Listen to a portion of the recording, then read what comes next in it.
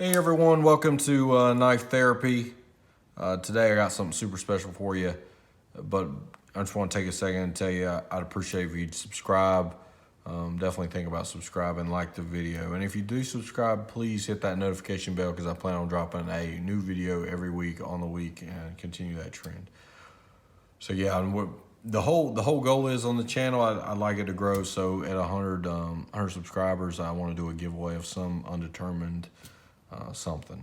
I'd like to do something for those who support me, and I'd like to continue that trend, set goals for the channel, and every time we meet our goal, I'd like to do a giveaway just to say a thank you back. So today, like I said, something extremely special and I'm super excited about is the Enrique Pena design X series, and this is the Bronco. So I don't plan on doing a unboxing for all of my videos. This was just something that really spoke to me and was special when I opened it out of the box, and it was a pleasant experience that I wanted to share with y'all. So this thing has a magnetic enclosure, and you open it up, and then you immediately are met with the leather slip pouch that is included with the knife. I guess I just missed that when I was ordering, but man, was I glad and shocked when I opened up the box. Man, this is a super first impression, like soft, supple leather. That should form very well around the knife without you having to wet it and contort for the knife. It should do it itself. So I love the freaking stamped his name in there with the X series logo in there. That's super nice. Now the orange stitching, you could take or leave it. It doesn't matter to me. That's just a personal aesthetic preference. So then you get underneath that, you get the laser and cut foam insert for the knife. Now, this knife was included with a plastic little Ziploc baggie. I took that out. I didn't really see a need for that. So the knife itself, man, first, what are my first thoughts on it? First, the carbon fiber is excellent. It's very well done. It's not your cheap pill ply carbon fiber. This is actual carbon fiber that's inlaid. It appears to be glued in there, and see where they chamfered around the edges and all the way around, and it's cut out around the screw and then inlaid in the handle. That is just well done. Good job, Enrique. I'm glad to see that. Also, the chamfering around the titanium is very well done. It's a very comfortable knife in hand, and the centering is absolutely perfect. Whew. Man, when I saw that Enrique posted this on his Instagram, I was just instantly excited. I knew I was going to have one. He said they were going to be released at Blade Show 2019. It was going to be exclusive through him and Knife Joy. That's where I purchased mine from, was Knife Joy. And this is a side note, but I've never purchased anything from them before. And it was such a pleasant experience because it was like a seamless transaction. I got to use PayPal. They included 2-day free shipping. I got the knife very quick, and I was just overall very impressed with how they operated things.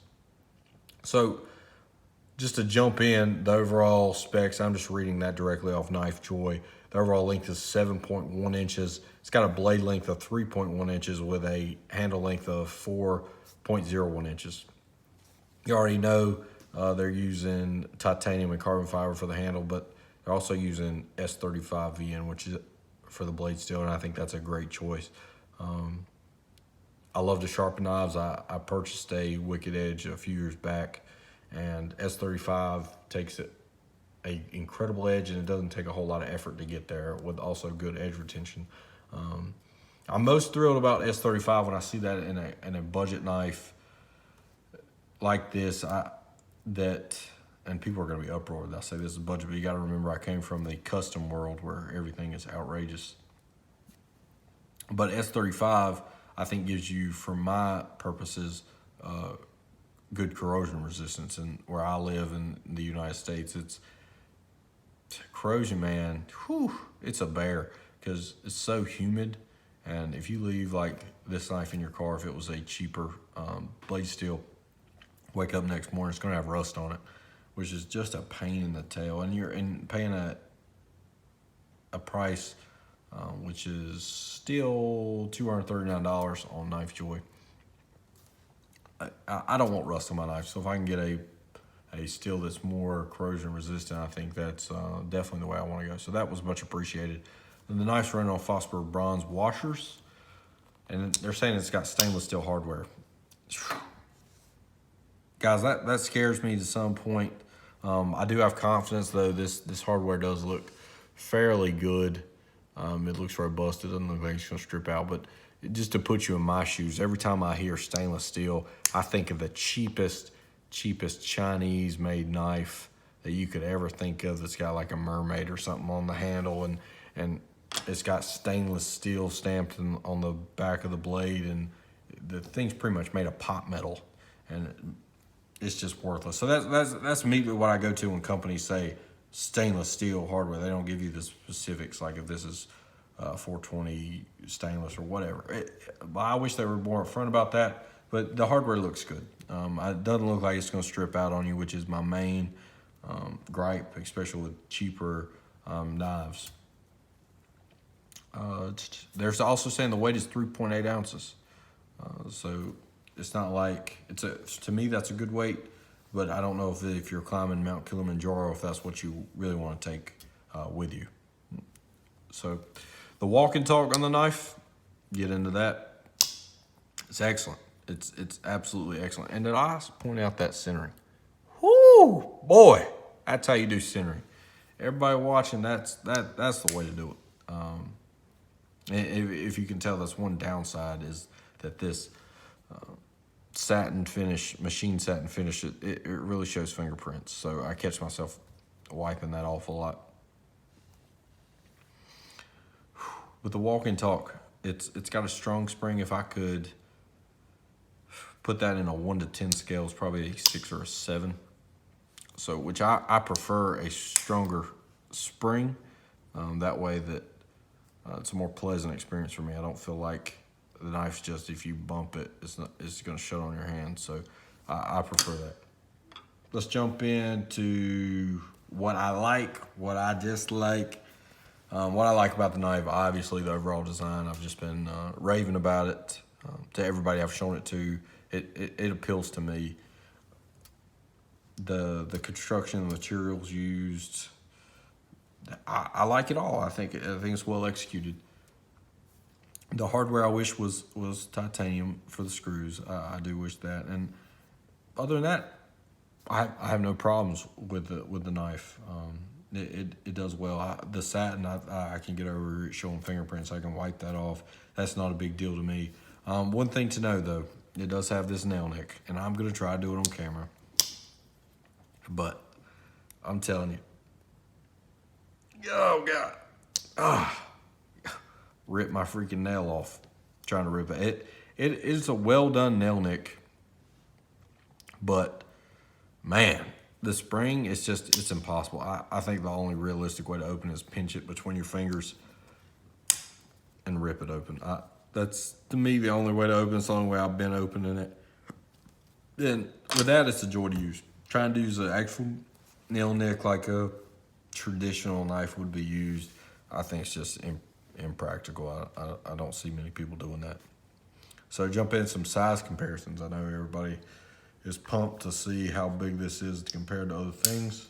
This is probably my most relatable size comparison. That is the J-Made slip joint. This is a 2018 model. It's got titanium carbon fiber S35 VM blade itself. It is substantially lighter, but you're losing a lot of titanium with that milled out portion for the carbon fiber inlay. The blade stock is also substantially thinner. So the Bronco is using super thick blade stock, which I personally like. It's got a flat ground, pretty thin behind the edge. Every task I put it through cut-wise, it does extremely well. Now the J-Made has probably, on a 1 to 10, probably like a 5 for tension for the spring. It does okay. It's got, I put an edge on it. I would imagine it would be just as easy and take an edge just like the J would. The heat treat is very similar between the two. The hardware is similar.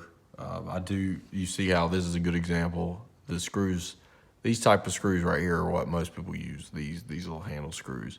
And those are what I imagine give me the tendency to strip out. Where these have that reinforced collar around them and much more, give you much more confidence if you did have to take it apart. So I appreciate that extra attention to the knife to give the little more high quality hardware there. So I think this is a great comparison. Also probably see this in an upcoming video. Probably when I've carried this, probably what I most relate this to, what I enjoy carrying because this is a secondary blade for me. When I carry a main blade to this, what really jumps out to me is a Chris Reeves Sebenza 21.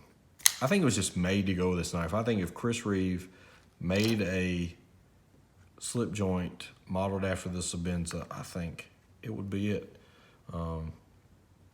It's got the same feels, like weight, same S35 blade steel. It's got the same impeccable construction quality. It's well done. So when I find myself carrying this, a lot of times this Sebenza is an accompanying blade to it. So overall size, if you could see, it's very comparable to the Chris Reeve small Sebenza. Probably a little longer, but not too bad. I'll show you a very popular knife currently, and I think it's well known, and I'll use this one for example. This is the Spyderco Para 3. This is an S110V steel. You can also see that overall this is just a hair longer, but it's very similar in size. So this is the type of the size that I really like as a secondary blade, under the 8-inch mark, but still gives you a good length for cutting edge and handle material, because I have a large size hand and I still have enough in there to get all 4 fingers on it. So guys, thank you for watching. Thank you for taking the time. Thank you if you decided to subscribe. And we are going to be doing that 100 subscriber giveaway, so be ready for that. And we will see you next week. Thanks, guys.